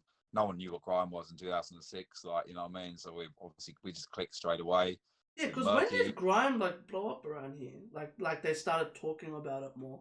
What would you Where say? Oh, not Australia, but like even just the UK scene. start really like kind of first kind of became a thing in like 2001, 2, 3. Mm-hmm. And then Dizzy Rascal put his album out in Yeah. like 2003 maybe, and that kind of yeah, and then there was like probably the golden years were like from then till like 2007, 8, and then Yeah. it kind of but yeah, going back to I met the first time I met Murky, he tried to rob me for my jacket. So that was he came. Well, he didn't exactly try to. Basically, he came up to me and I was wearing like this. It was a Averex jacket, which was Yeah. kind of bought after back at the time. And I walked into a bar and he came up behind me and was like, kind of tried to stand over me a little bit for my jacket and like didn't. Yeah, we just started talking from there, and because he'd only had those jackets on grime videos back Yeah, then. yeah, yeah. So kind of, and then That's before fucking crazy. we knew it, we were just kind of spitting bars at each other, and he knew all. I was like, wow, this guy knows all this grime from England. I was like, what the fuck? So Yeah. from there, clicked, and we're just rolling the four of us, real tight from there, basically. That's fucking awesome. Yeah. Because I was curious about. I just remembered that because I remember you bringing up Smash Bros. I was like, wait, that's a question I have to ask because I remember checking out your music and obviously hearing about Scotty, hearing about all the boys. And I was curious about that. Yeah, yeah. It's cool to know, man. Like, I feel like that's such an, like, I feel like that name, it's just the name, the Smash Brothers. I remember hearing so much about it and I was like, You know what? I'm like, I have to have Fraksha like talk about this. Where did the name come from? Actually, obviously, like, was it just the video games and stuff? Well, so there was another friend of mine called Josh who he had this. I've never told this story. So he used to run the label Yeah. I was in a crew called Nine High before then. We put out a record on his label, and he always had this idea of forming what he saw was like a super group of like bringing some his favorite like four MCs together and putting them into a group. And he was like, yeah, I'm gonna call it Super Smash Brothers. And I was like, and then I heard it and I just stole the name from him basically. I was like, I do it, so I was like, that's a sick name. So you just dropped the Super. So yeah, originally it was Super Smash Brothers, and then we just dropped the Super and just Smash Brothers. But yeah, like so he had the plan to use the name for another group, for someone else, but yeah, it didn't happen. So. That's crazy. Like me, man, I got my name from Kraayziie Burn. Actually, like. From who? Sorry. Kraayziie Burn. That's where Kraayziie came from. It got influenced by Bone Thugs. Kraayziie Burn was my favorite member of. But me and my mate created Kraayziie together, and he first spelt it like that, like Kraayziie Bone, and I was like, you know what? I'm like, I don't want to cop anything from it, like, just in case, like, you know how people are. And I was like, I remember I was listening to a G Unit mixtape, an old G Unit mixtape. I don't know how the hell I found this song, and there's a song called Kraayziie, and it's the way that 50 Cent drags out the word. He's like, I think it goes, if you don't fuck with this G, you gotta be crazy. And he says it like that. And I don't know how, I just put it, I'm like, you know what, we'll keep the K out like Kraayziie Bone. And I just spread it out. I was like, you know what, I'm like, yeah, A, I'll go, let's put 2 A's and 2 I's. Why not? And it's funny, when I did my first intro, everyone said to me, they go, bro, it sounds like he says it like that. I'm like, fuck it. I was worried because I was like, you know what? I'm like, you know how this stuff works? Like, people can just be like, oh, you copied a name. And then when people ask me, they go, oh, was it actually influenced by Kraayziie Bone? I'm like, yeah. I'll be honest, hell yeah. Kraayziie Bone was one of my favorite rappers of like all time. Yeah. I just love the way that he rapped. I loved Bone Thugs. I remember listening to Bone Thugs so much. Like, I listened to Bone Thugs, I listened to Woo, and I just got, like you said, Mobb Deep. And then, like, later on, I got into, like, the Biggies and stuff like that. I was more into, like, the groups back in the day. And I just started listening to Wu-Tang. I got into, like, Biggie, Pun, Big L, and all that. And I was just so interested. Like I said, like, I swear in my teens, I just investigated more into, like, hip-hop. I used to be more of like an R&B head, I'll be honest. And then I was like I like hip hop. I like listening to all these artists. I remember I used to just listen to artists that my brother used to have like CDs and stuff. So like at first, I probably heard like my first album I ever bought. My parents bought for me was Get Rich or Die Trying by 50. Oh man. Which to me, like, I still reckon is one of the greatest debut albums I've like ever heard. Yeah. And I remember, like, it's funny because, like, my mates go, oh, you just relate to it. I'm like, how do I relate to it? I'm like, I was 6 when I was listening to this music. Because you know how it is, like, in the early 2000s, bro, everyone was watching South Park, Simpsons. Like, they grew up around that. And I just remember I was listening to 50 and, like, all the popular artists, 50 and, like, it was more commercial, Ludacris. And I just got into, like, everyone that they were associated with, like, Exhibit and all that stuff. And I was like, I remember anything that my brother listened to, I probably heard it because of him. I remember my first 2 albums was Get Rich or Die Trying and Hybrid Theory by Linkin Park. Oh, yeah. And that's where I got, like, into, like, more, like, different sounds. Because I was watching wrestling at the time as well. They were, like, playing a lot of metal. Yeah. Like, it was dark. It was like darker music, so that's what got me into like Disturbed, like even AC/DC and stuff, just because you know how it is, like you grow around it, you hear people listening to it, and I'm like, oh, let's check out these people, let's check out these people. I just got into like a massive sound and wave of music.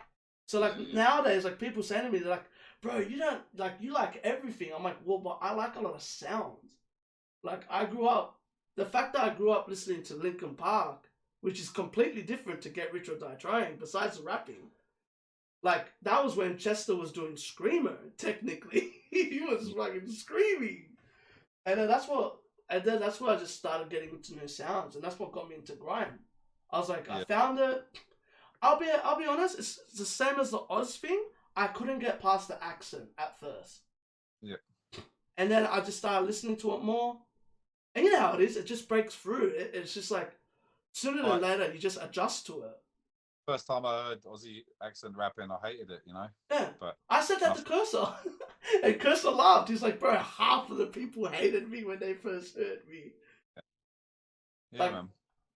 I just remember, like, that's the one thing, like, I'll bring up the Cursor situation again. Like, I remember I did a podcast a year ago, 2 years ago, and we were talking about, like, me and my mates were talking about how we got into, like, the Oz scene. And I remember the reason why I respect Cursor so much is that he was one of the few artists that you heard through word of mouth. Yeah. And it was just, it kept on being brought up. And I'm like, for me, that's where I was like, wow, like, to hear that his name is still, like, when I got into the scene completely, to hear his name is still, like, the most popular thing.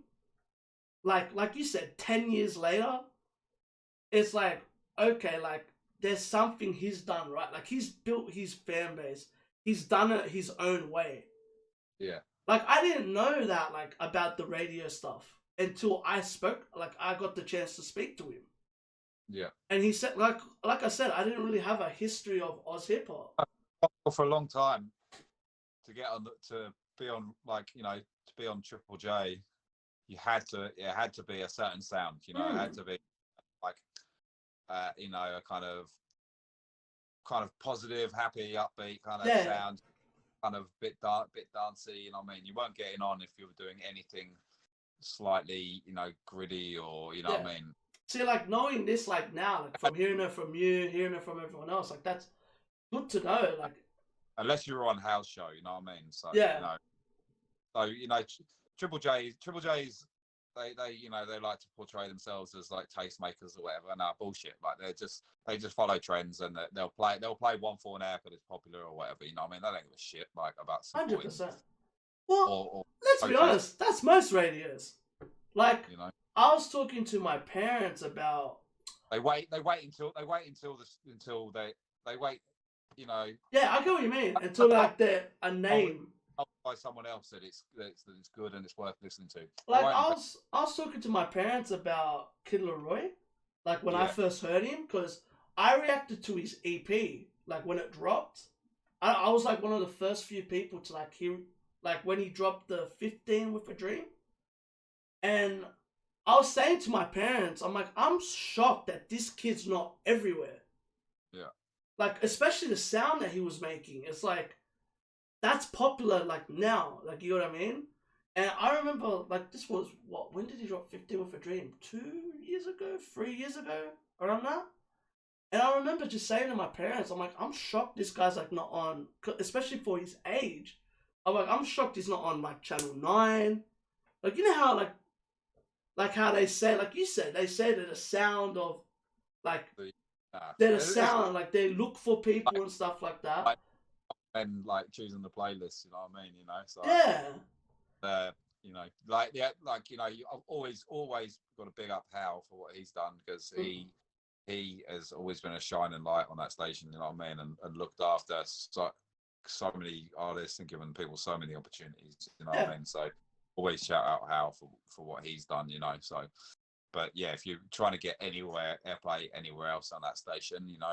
You know, I mean, it's always seemed very relationship based. You know, what I mean, if you I noticed that when I started to listen, when I got into the scene, I started to listen to Triple J, and like I was like, I remember listening. I remember one day I listened to it for like probably like half of the day, Yeah. and I was Probably like, heard. "What the fuck is this shit?" Like, I remember just saying, like, "What is this shit?" Because like the way they push it is like you said. Oh, we find new sound. We find this. We find that. And I hear it. I'm like, where? I'm like, this shit all sounds the same. And Yeah. and then But I people don't need these bullshit stations anymore. You know what I mean? You know 100%. that's these guys, they're playing catch up now. They have to. You know what I mean? They jump on they're jumping Bro, on what's hot after it's already times hot. 1,000 You they're know? in catch up. Yeah. Like I remember like I talked to Hal. I actually talked to I'm actually gonna get him on the show soon as well. And I remember talking to him about artists and like he's like who have you been looking at? And I'm like, are you trying to like actually know or do you want to like start following them and stuff? He's like, no, I want to like start following them and stuff. I'm like, oh, okay. I'm like, okay, these are the artists that I've been watching. Cause I always, like, cause I'm always looking for new sounds. I'm just watching, like, I'm listening. I'm trying to find like artists that I can like not even relate to. Just I would like having like nowadays, bro. I just put a playlist on and I put it on shuffle. I don't skip songs. Yeah. I'm like, music, you talk to me today. How are you feeling? Playlist? Tell me. Like, you know what I mean? And like nowadays, like that's what I did on SoundCloud. And I remember like Kobe D and all that stuff before they blew up. I was listening to them. And it was just like, rah, like, oh, this guy's got a story. What's his story? His story is about like his background and stuff like that. And I was like, this guy's cool. And then a year later, like you said, a year, 2 years later, he's on Triple J. JK47, another one. A year, 2 years later, on Triple J. And it's just like, you're right, they're very slow to react. Like for me, like I see like gigs now. Like I go to gigs. I don't go to big artist gigs. I feel like I'm very similar to you. Like Yeah. I go to underground. Yeah. I'm always looking for sounds, bro. I'm looking for different. Like, there's this artist actually from Sydney that I'm pretty sure his name's, I forget his name. It's like gold something, and like he's underground, like underground. But he was performing at Bodega. Okay. Yeah. Bodega, like they've been starting to do like their own gigs and stuff, and this guy has like, I reckon you would like him because I'm pretty sure he's Jamaican. Yeah. But he has like a mixture of like Jamaican rap with singing. And like to me, like when I heard him, I was like, I remember going up to the owner that like ran the gig and I'm like, oi, who is this? And he's like, why? I'm like, this is sick. I'm like, we don't hear this here. Or it doesn't get pushed like it should. Like, you know what I mean? And like, I remember just hearing him. I'm like, who is this guy? I'm like, and I met him. I was like I saw him there, and I was like, dude. I'm like, where's your music? And he's like, oh, I haven't got anything out. I'm like, I was so disappointed. I was like, bro, what? I'm like, how? Like, you got so much talent. Like, I need your music now. You know what I mean? Yeah. Like, I love even open mics. Well, open mics are the lifeblood for me of the scene. You know what I mean? Yeah. They work. I mean, you know, you don't need, like I say, you don't need radio stations these days to blow up. You know what I mean? 100%. It used to be the case.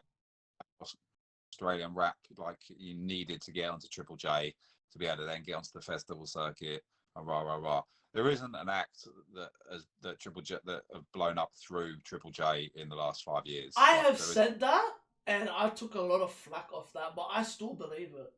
Nah, like look, what you got, you know, obviously Cursor's not 5 years, the last 10 years, but Cursor, you know, hasn't needed them once. You know, 1-4 hasn't needed them, Children hasn't needed them, Husky hasn't needed them. You know what I mean? None of these. Even Hef. 1-4 hasn't needed them. Even Hef. He's the perfect example. I remember I saw him at I think this was around the time he must have got out. and I saw Yeah. him at a gig at People's in Persons, which is Yeah. Isaac Perel. He runs that, and that was the first time I heard of Hef. And Okay, this yeah. was before he dropped the party. He performed like First things I heard from him, he was doing grime. If you go back, Mm. way back, he was doing grime. Like I remember hearing about him. Wasn't I- there a gig that well, I know he wasn't on it, but I remember hearing about 1-4 through a gig. Was it Enter that ran it? No, it was. I think it was the gig for. I know the one you mean. I can't remember. It was Because a trap one. that week I met Husky, and Husky was talking about 1-4. I remember like I was in Wollongong around that time, and he was telling me he's like yeah, Chill's meant to perform, 1-4's meant to perform. It was like a massive gig. I remember the gig you mean. Yeah. Were you there? I wasn't there. No. I was just making sure because I remember, and that's the first time I heard about 1-4, and that would have been when they dropped What You Know. It would have been around that. It would. I don't think they even dropped Shakes and Shivs at that time, because they were known as NF 1-4, wasn't it? I don't know. They were called something else. They still had the 1-4, but I think it was like their group, like the group from that like area. Yeah. I remember people sending me like, "Oh, check out NF," and I'm like, "Who the fuck are NF?" And then Husky told me, he's like, "Oh," he goes, "Since you like doing reactions, check out these boys." And this was like you said before, way before everyone else, and even like you said about Hef. Hef did grime. I remember hearing about that. I remember everyone was on. Let's be honest, bro. Everyone was on grime at that point, man. Like when I entered the scene, I remember grime being the most. It was like grime and like body bag. It was it was like those were like the two things that were going on. That's what I mean when you talk about trends, and waves and things like that. And drill's the one at the moment. There'll be a new one in a few months, and 100%. and it'll go in. Grime will come back. Like grime will come back around again, and I everyone will come back. I feel like it will. It's got enough history behind it. Yeah. You know what I mean? Like I remember people saying to me, they're like, "Oh, grime's dead." I'm like, I wouldn't say it's dead. It's just it's still there. It's just it's not as, like you said, it's not as trendy as it is back in the day. Underground again, you know what I mean? And it will just take someone to come and to bring it back, or someone to do a big tune again. Like what you got to remember is when grime popped off here, that was because partly because it'd just been brought back in England. So but it'd been dead for a few years in England, and then Meridian Dan, Skepta, Stormzy all came out, made all these big tunes. That's Not Me, for example, Own Whip, and then grime went massive all of a sudden again, and then it got big over here. Was that like oh no, I was gonna say, was that around the times where like Drake started to jump onto shit? Yeah, exactly. Yeah, Drake. Drake does. That's what Drake does whenever there's a I've noticed. He's jumping all over millions at the moment. 100%. I remember when he did that to Bad Bunny. Yeah. Because everyone said to me, like, "What, reggaeton's still going on?" I'm like, "Bro, reggaeton's been going on for decades. Yeah. It's just that it went commercial again because of him." You like your reggaeton, yeah? So yeah. I saw Daddy Yankee in on Puerto Rican Day in Florida, in America. Wow, that's cool. That's sick. 2005. It was mental. Yeah. Like I remember like people going to me like now, like when I know it's not reggaeton, but when Despacito blew up, everyone's like, "Bro, have you heard this new artist?" I'm like, "Luis Fonsi." I'm like, "Bro, like, that guy's been making music since I was a kid." I'm like, "What are you talking about?" I'm like, and they go, "Really?" I'm like, "Bro, he's been making music since like 2000s, like the early 2000s." Another one was that Nicky Jam. Like he's another one. Like he's been making music since like, apparently he was like one of the creators of reggaeton. Like he was like in the early days, like in like the 90s, he was making that music. And it's just like, because I watched his story, but as well like I watched like documentaries, like people talk about it and stuff. And I remember even Daddy Yankee's like, "Yeah, I remember he used to be behind the scenes." I was just like, "Oh, like that's cool. Like it's, you know what I mean. Like it's cool to find out about that stuff because back in the day, like you said, back in the day, they don't talk about it. Well, it wasn't. There wasn't. It wasn't. You know, things weren't recorded and put online and such. You know what I mean? 100%. Like I It's remember like, watching a Tim Westwood oh, video where Wu-Tang are freestyling, and it's like ODB, and RZA, and I was like, bro, this is so beautiful. Like, you know what I mean? Like it's something so old that, like you said, it wouldn't really have been shared, or there wasn't anything to put it on. All you could do is like what, VCR, and like that's it. There wasn't really, or like tapes, like what do you call it? The fucking films. I wish we'd recorded half things from back in the day. You know what I mean? Because it's the story, you know. Like that's something that I feel like even now, like it is getting documented, but it's not at the same time. I think that was what was so important for, you know, I don't know whether you saw the 50/50 documentary. I love it. I love it. That, I saw it. Like I made a concerted effort to get that, to make sure that Kyle Golly from No One Network, who made that, I was like, we need to document this while it's happening, because there's been a whole heap of shit that hasn't been documented in the past, and you know, you need to. I want it to be there. Like I want to be able to watch that shit back. 50/50 is the perfect discussion. How did that come about for you? Like, how did you start that thing about? Started with me and two friends. Like, did it start from you? That's why I have to ask. Yeah. So me and two DJs called Arctic and Ep6. We started it back in 2011. Ooh, just shit. That's way, like you said, it was earlier. We started purely because there was no grime events happening, and you know, we wanted an event that was just purely grime. So we started that. We brought over a few DJs from England. Oh, that's sick. That's cool. I like that. Yeah, and it kind of it wasn't a regular thing. It kind of went every now and again. But then in around 2006, my dream was always to like have an event where there was like a million MCs on stage and doing it like it should have been, like it is in England. You know, doing it properly. You know, reload. Blah, blah, blah.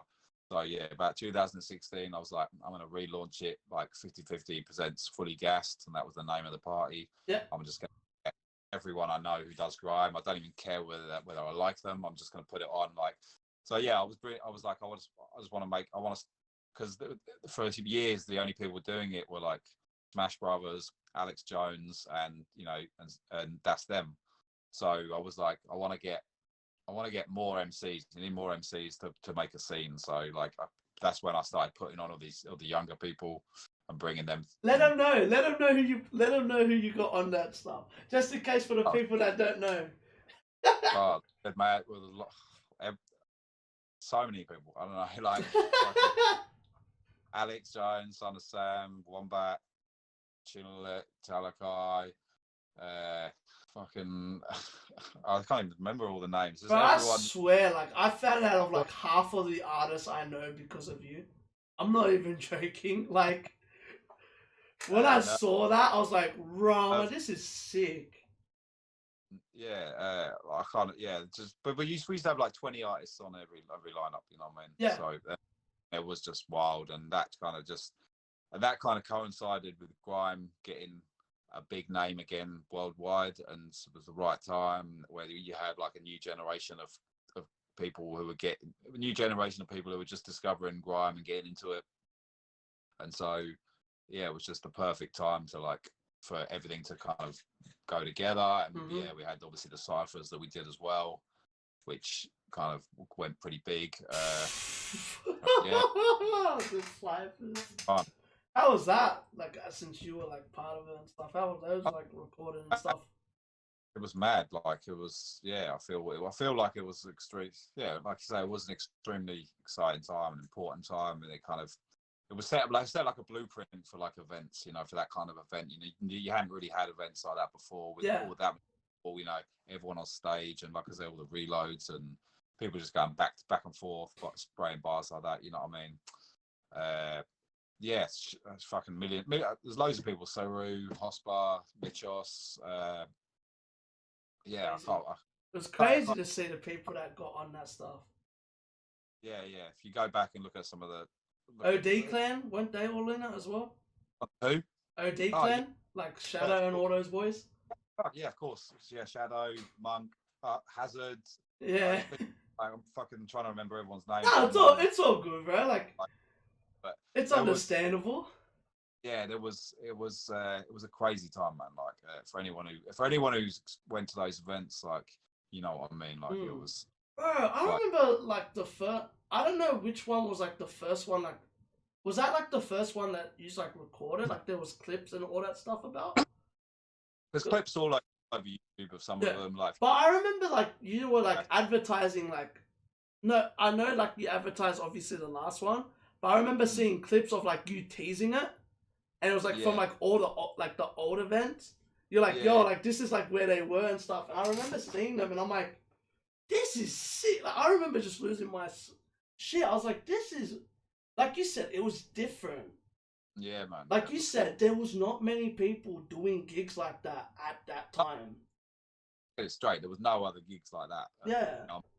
Like for real. Like you know what, and everyone who was there and took part, like they know what an amazing sort of experience it was. Because how many were there altogether? Of the fully gassed ones, there was probably, I think there was about 10. It's probably about 10 of them. Fuck, I did not know. I did not know that. Raw, that's crazy. That's sick. Three kind of, yeah. So we used to do or after the event. Yeah. Because what was the biggest one was the one, was that at where was that cipher, the one with Husky, Jill? That was the number 2. That was the second cipher. That was just our friend's studio. That's right. Like, you know, but it was outside of the studio, eh? No, it was inside. It was inside the studio. Yeah. So like, I remember seeing that video. Seeing that video, and that was like one of the first things I ever reacted to of Oz hip hop. Yeah, like it wasn't like a big planned thing necessarily. It was just like, okay, everyone's in town for this weekend for the event. Let's all meet up at this place and we'll just play some beats and see what happens. And yeah, and it turns into what it did. How do you feel about it, seeing what it became? Like, did you know it was gonna go? Did you have a feeling like it was gonna go that big? What, the scene or both? Like the scene in the 50/50s? Not really, no. Like not as big as it did. Yeah. Because that's like that's even the better part. It's like you tried something and it like worked. Yeah. Like, worked and and think and to know kind of what it helps contribute towards. You know what I mean? Like, and I think everyone had mad times. Like when I think back to how fun those events were. But even like you said, the cool part is that even if like you didn't like them, you still invited them. Yeah, well, like you know what I mean. Like there's a lot of people that would be like, nah, fuck him because of this or this, and it's like this was like. It was important to get people. You know, you had to get other people involved, and you had to have a scene. You know, for that to happen. For me, like what I liked is I put this post up the other day, and it was like a lot of people just do more for money instead of like doing it.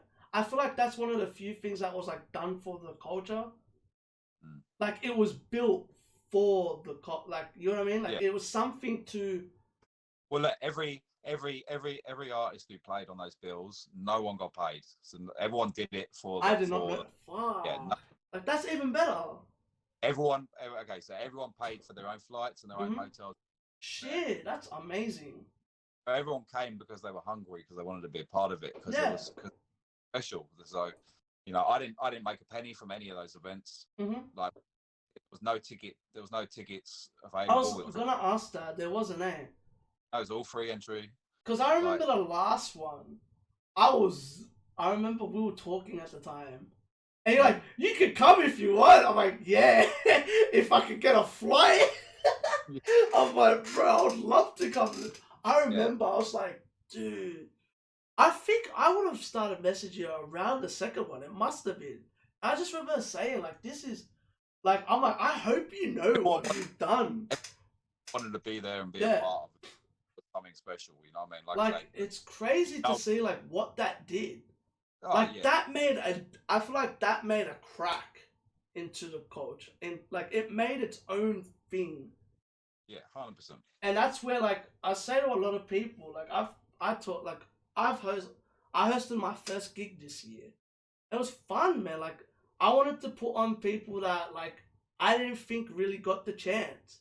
Mm. Like that's what got me into like doing reactions was I react to people like besides obviously there's some big artists that I just like reacting to. Mm. But there's like people that don't really get a voice. Yeah, yeah, And that's yeah. what got me into like reacting to the underground scene and stuff like that. Like for example, I did not know this until you know that new kid that's been going around Sahil.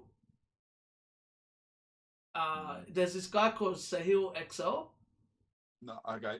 and he's a young up and like he's becoming like a big thing now in the Oz scene. Okay. And I didn't know this until until he told me. I met him on the gig, and he goes, "This is my first gig." Yeah.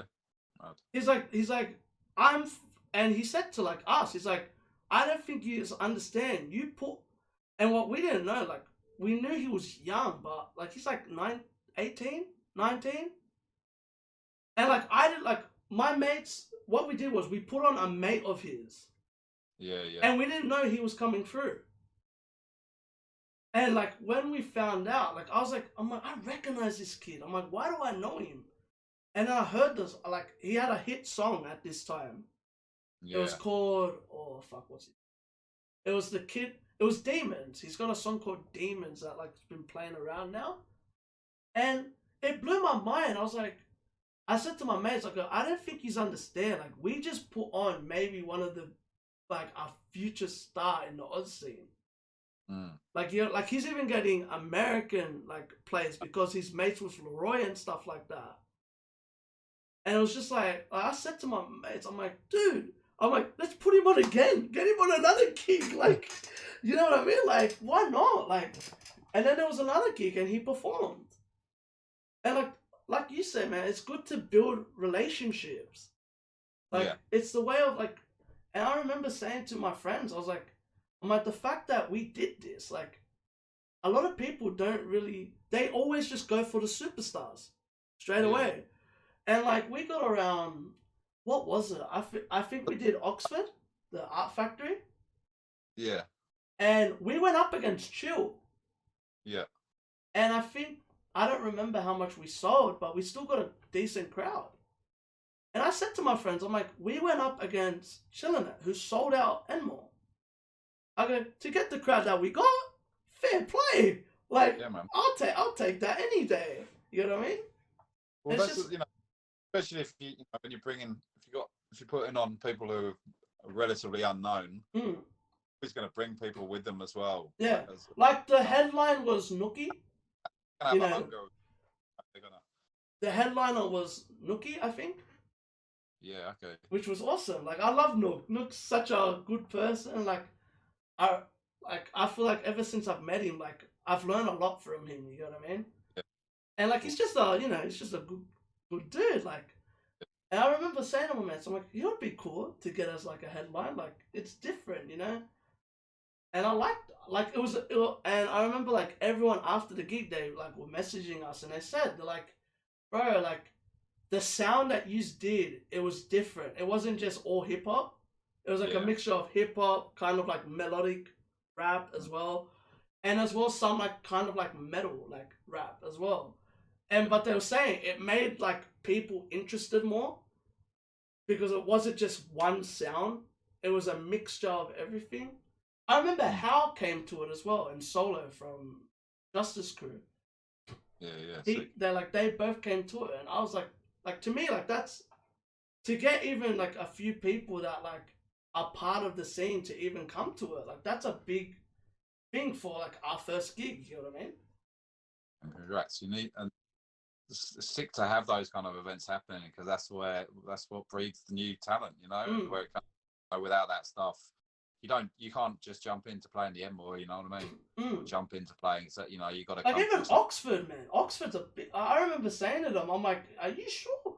I'm like, "That's a big venue." And they're like, "How do you know?" I'm like, "I've been to Oxford." I'm like, "It's a pretty big fucking venue." I'm like, And like to even get what we sold, I was like, dude, I'm like, let's take that. I'm like, for our first gig, I go, because we want to make it an annual thing. Yeah, yeah. I Okay. said to him, because it was called, like, two of the guys that were part of it, like, they were the creators of it more, like it. One guy's name's Johnny from the Burbs, and another one, Bart Excel. They made a mixtape together. Yeah. Called Proceed with Caution. And on one of the songs was called Dead Set. So what they called it was Dead Set Festival. Okay, cool. And like we were talking about it, and they're like, "Oh, what do you think? Like, should we do one in another month?" I go, "No, no, no, no, no. I'm gonna make this an annual thing."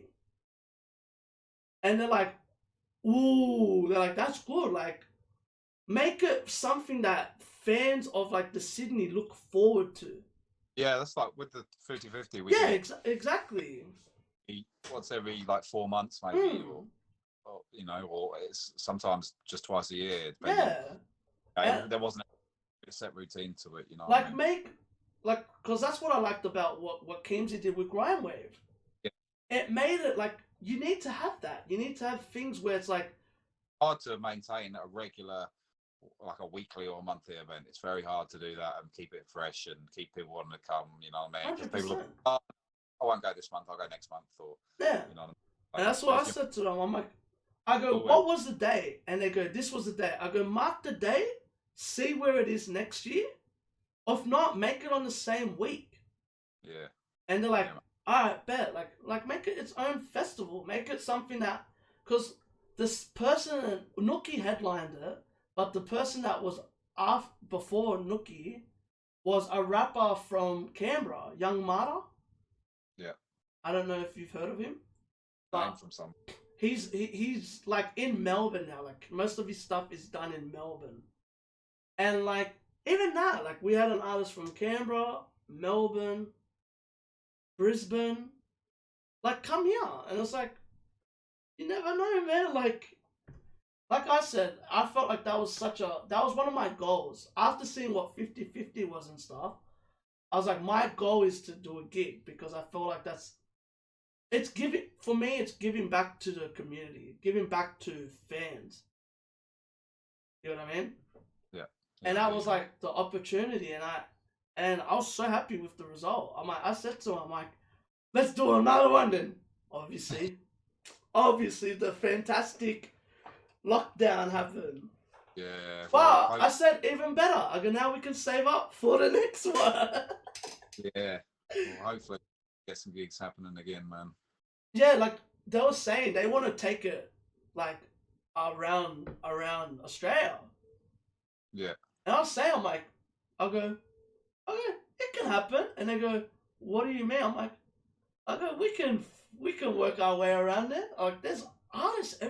I feel like a lot of people don't know how much talent there is in Australia. Yeah.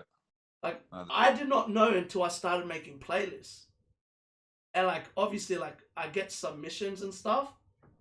And it's like, yo, like I'm from Perth, I'm from here, I'm from there. It's like, bro, like there's so much talent all over Australia.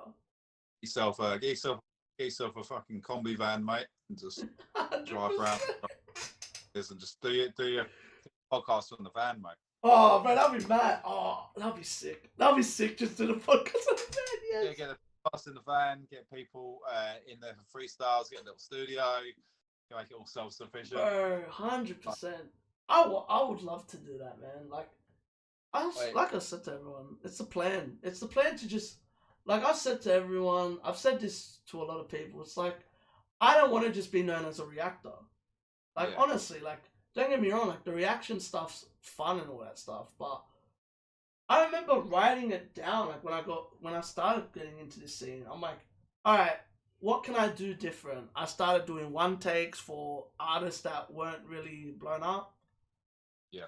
Like, started getting a lot of young'uns to jump on it, like a Jai Simpson of the world and stuff like that.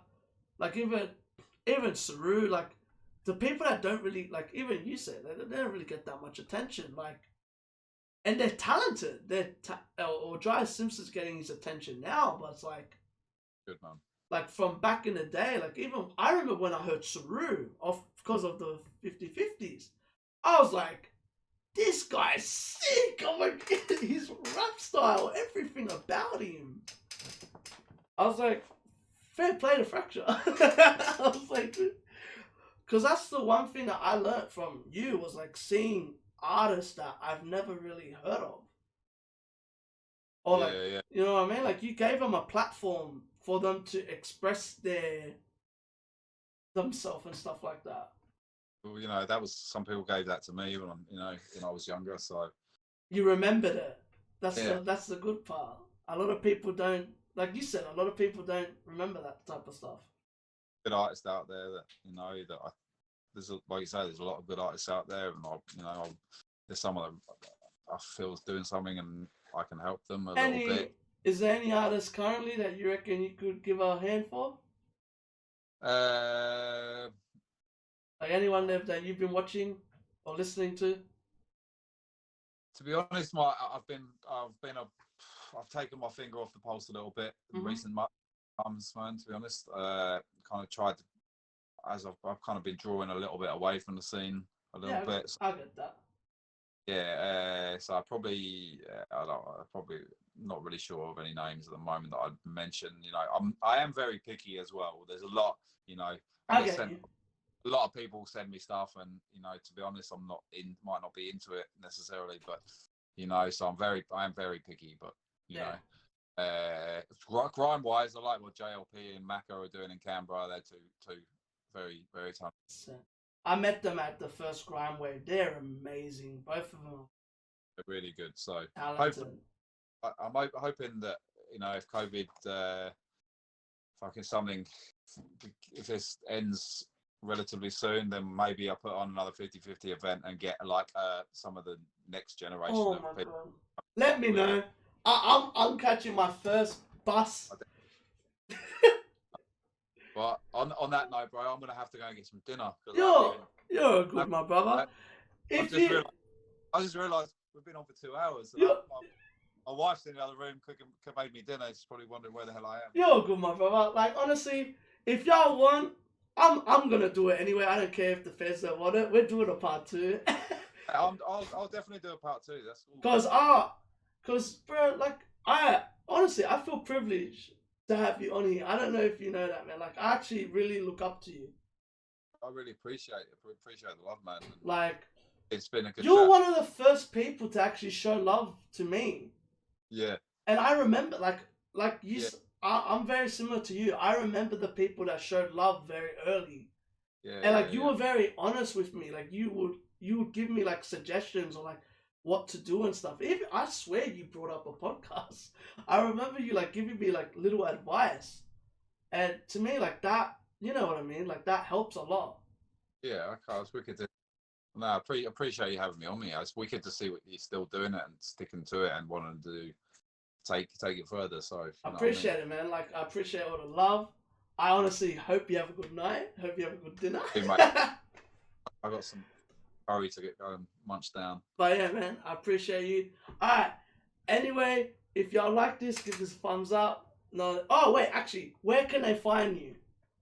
I forgot to at Fraksha, FRAKSHA. I'll have all his socials, all his music on my description. So if you want to check out his music, I'll have some of the 50/50 links as well, just to show some love to the homie. Thank you, my man. Thank you. Love. But yeah, if y'all like this, give this a thumbs up. No, we'll definitely 100%. We will do a part 2. Hit Scotty up as well. I reckon you'll have a good chat with Scotty. Who message me later who you reckon I should get on this, because that would help me. Yeah, alright, bro. Alright.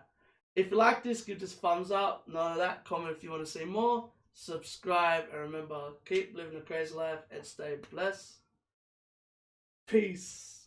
Bro. Thank you for jumping on, Fraksha.